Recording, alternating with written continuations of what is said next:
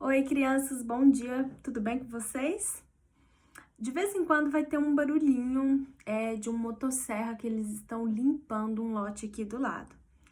Eu tentei esperar um pouco para gravar, mas pelo visto eles não vão parar agora, então talvez tenha um barulho bem alto aí no fundo.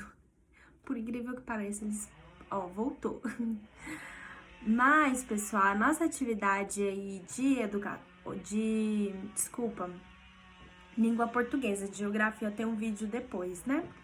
Nossa atividade de língua portuguesa, ela está na página 122 e 123. Nós vamos fazer a atividade de 2 a 5, que é sobre a carta do Teodoro e Marina.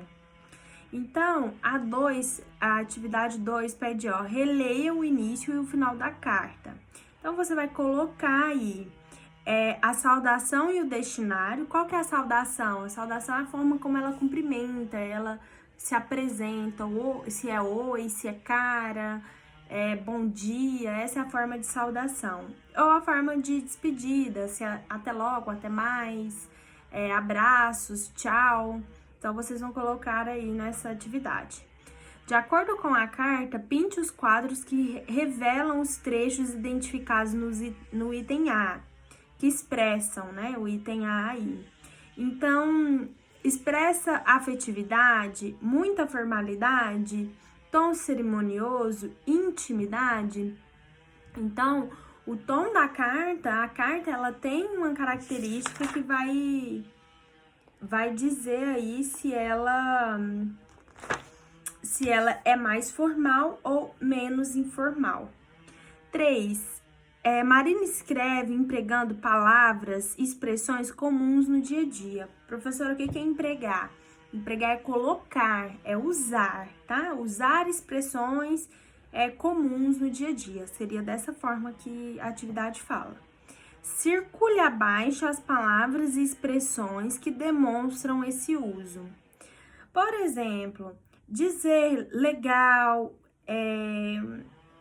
é uma palavra que a gente usa no dia a dia, mas se a gente for colocar num texto formal, a gente não vai colocar num texto formal. Oi também é uma palavra que a gente usa no dia a dia, né? Fala, oi, tudo bem, Andréia? Como você está, né? Mas se for para escrever algo formal, nós vamos falar como? As saudações formais são bom dia, boa tarde, boa noite, né? Então, oi é uma forma informal de se você cumprimentar outra pessoa, de você iniciar uma conversa, é uma saudação informal, né? Então, vocês vão circular aí quais são as informais que a gente usa no dia a dia. Releia o trecho. Você vai reler o trecho e vai assinar aí as alternativas que completam a ideia, né? Esse tipo de repetição de palavra é comum. O que seria língua falada no dia a dia, forma mais respeitosa de se dirigir a alguém, escrita de documentos, escrita de textos mais informais? O que essa atividade pede? Para você colocar aí como se usam aí essa ideia. É uma ideia mais formal ou uma ideia mais informal? C. Tomara que a sua voz seja legal. Por que razão a menina usou 3 pontos de exclamação em vez de somente um?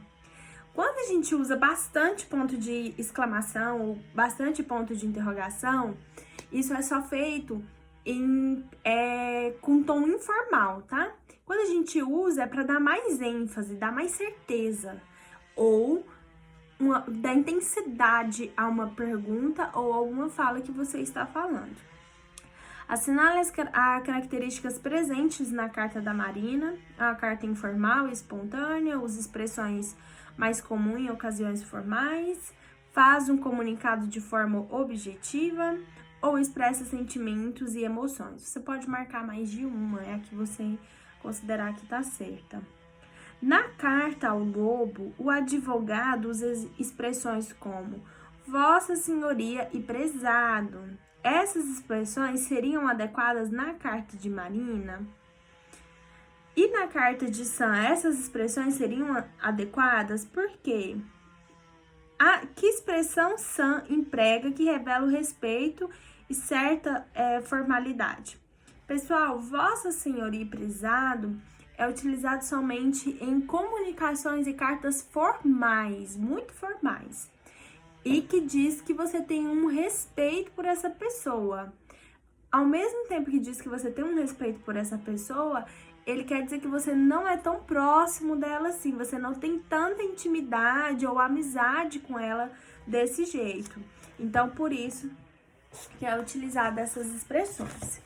Nossa atividade de matemática, ela está lá na página 89, que é a medida de temperatura. Desculpa.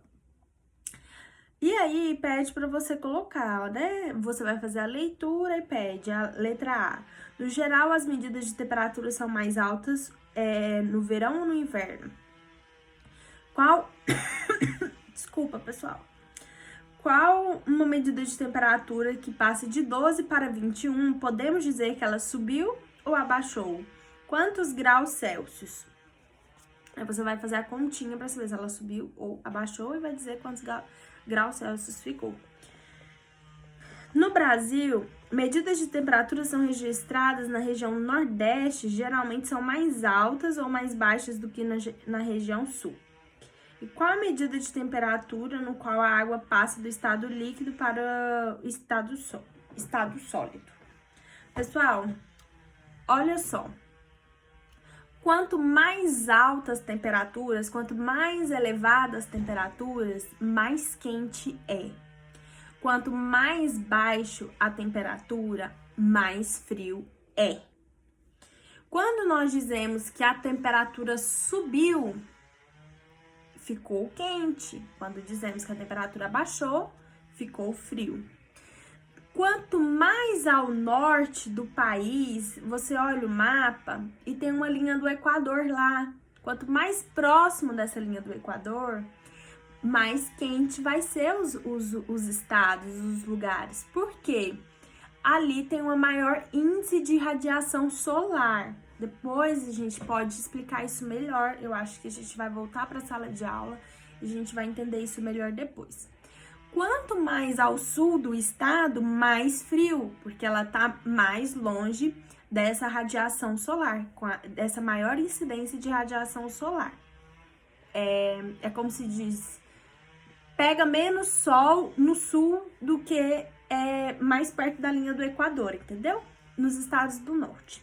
Qualquer dúvida, vocês podem me chamar e tirar essa dúvida. Então, a outra pergunta aqui, a água, quando ela chega na temperatura mais baixa dela, que aí começa a ser menos, né? Menos 1, menos 2, quando chega no zero, ela tá no zero. Abaixo disso, começa a ser menos 1, menos 2, menos 3. O que acontece quando a água chega no estado de zero, a temperatura zero? Ela vai congelar. Então, as temperaturas começam a ser tão baixas que a água passa do estado líquido para o estado sólido. Antes ela era água líquida e depois ela vai virar gelo. A atividade de geografia, ela está lá na página 45. Vocês vão continuar e vão fazer um desenho aí na atividade E, sobre como você imagina, né, depois das características do texto que você leu, como que você imagina que é a vila de Coroatá, e responder a questão F, que imagine que o tempo passou e que as pessoas com trabalho e tecnologia transformaram a vila de Coroatá em uma cidade industrial.